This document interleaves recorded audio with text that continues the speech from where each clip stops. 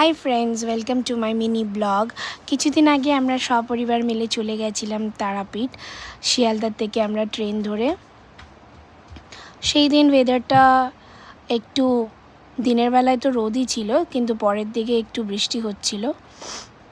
আমার ছেলে, আমার হাজব্যান্ড, আমরা সবাই মিলে চলে গেছিলাম তারাপীঠের জন্যে পুজো দিতে। তো এই দেখতে পাচ্ছ বাইরের ওয়েদারটা। দিনের বেলা প্রচণ্ড গরম ছিল, তারপরের দিকে একটু বৃষ্টি শুরু হয়েছে। তারাপীঠের ওয়েদারটা খুবই ভালো ছিল। আমরা অটো করে চড়ে হোটেলের দিকে চলে গেলাম। এরপর আমরা বেরিয়ে যাচ্ছি পুজো দেওয়ার জন্যে।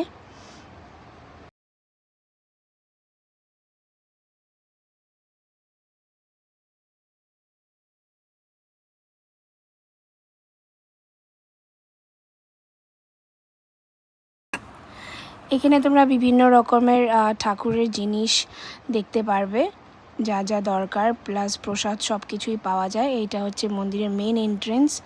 আমরা চলে যাচ্ছি গুটি গুটি পায়ে পুজো দিতে।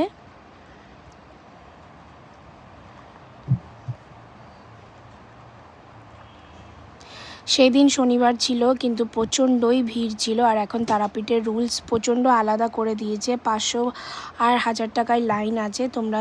তোমরা যেটাতে কমফর্টেবল সেই লাইনে ঢুকতে পারো।